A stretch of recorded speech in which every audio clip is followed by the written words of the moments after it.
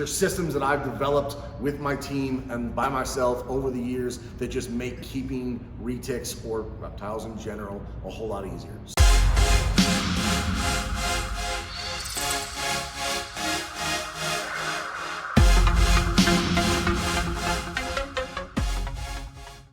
What's up, guys? So we get a lot of questions about how we do things here at Wildfire Retics, especially here on the YouTube channel. So thought we would take a few minutes and go through some of the stuff that we use to make our job easier in terms of cleaning, in terms of care, everything else. It's just these are systems that I've developed with my team and by myself over the years that just make keeping retics or reptiles in general a whole lot easier. So first things first. This is our cleaning cart. So this is from Uline. If you guys don't know what Uline is, get their catalog, straight up. Like, best store there is for organization, cleaning, whatever. They've got everything. If it's not in that catalog, it probably doesn't exist. But you can see all our cleaning supplies are right here: gloves, brushes, watering jug. This, by the way, this is one of your best friends, filling water dishes, 2 gallons. You can walk around and fill all sorts of water dishes with it. These are the kind of paper towels we use. This is just the easiest. Like I said, brushes. I don't know if any of you saw the video that we did. Will you grab me the drill real quick? This is a brush, and we've got a bunch of different ones, but these are scrub brushes. What do we use these for? Well, sometimes, especially with retics, you get really big messes, right? And so what we do is we take a drill, slide that in there. That's the easiest way to clean up a big mess, especially from a retic. It also, this brush is super stiff, takes out stains, all sorts of stuff. So that's another tool that we use. But yeah, all our spray bottles, guys, we use these Zepp industrial sprayers. Generally, we clean with bleach. And I know some people feel some type of way about that. I've been doing this for a really long time. Bleach is my best friend, straight up, it just is.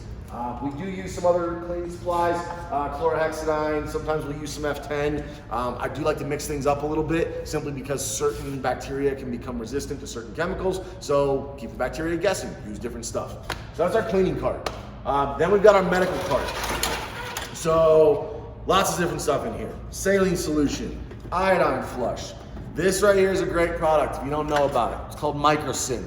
It's a topical antibiotic, flush, clean, whatever you want to say. It's a really, really great product. We've got scalpels, syringes, all sorts of, we've got IV fluids, more syringes of all different sizes.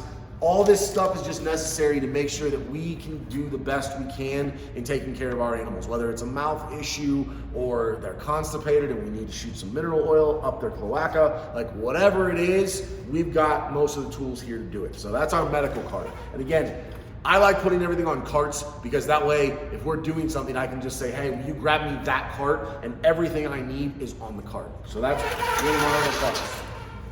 Here, this cart's actually kind of empty, but this is like a supply cart. So gloves, first aid kit, some hydrogen peroxide, another pitcher, a scale for weighing babies, feeding tongs. We've got some more Microcin on here, hand sanitizer. So this is another thing, not a lot of people know this. You can use certain types of flea and tick spray directly on your snakes and on their enclosure to get rid of mites. This is one that I use right here. The active ingredient that you are looking for is pyrethrin or permethrin, one or the other. That's what you want. Frontline also makes a spray that works just fine. Here's another thing that we use. This is medical care. It should be on the other cart, but it's called Cut Heal. This is a really, really great thing to coat wounds with. If you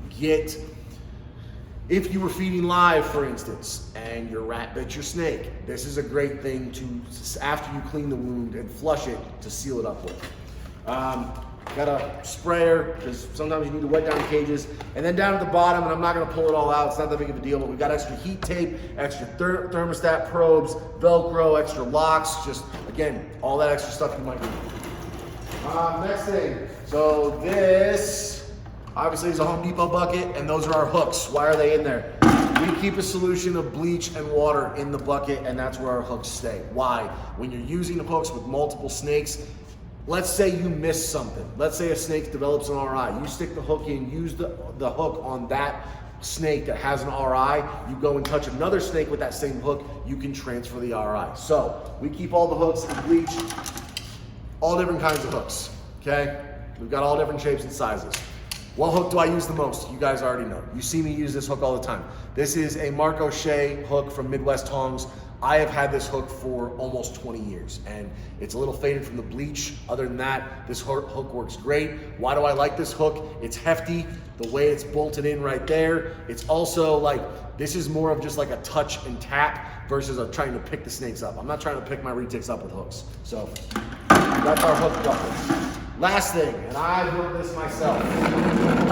This is my paper rack. So we use paper here, you guys know that. We use paper in pretty much all the cages. This is a double paper roller cutter from Uline. Again, paper comes from Uline. There's where this comes from. You can see the name right there. This is 30 inch, that's 36 inch. I also have other sizes, but these are the two that we use the most. So this just makes it really convenient rather than having to walk all over the facility to constantly get paper. We move it to the area where we're working it. So those are some of the big things that we use, guys. I will show you two other things real quick. Sorry, I should have thought of this in advance. So here are two other hooks, or two other tools. This is a hook. This was built by Get Hooked. My boy Brent custom made this for me. Why do I like this hook? Okay, so number one, you see how thick it is, right? It's very heavy duty. But two, the flatness of it right here, I can reach all the way into a cage to the back of the cage, set it against the back of the cage and pull. And that's what this hook was designed for. Brent actually calls this the Wildfire grab hook. It's heavy duty, it's built for big snakes, and sometimes I do still use this, not all the time, but it is a very useful tool to have. Last thing, feeding tongs.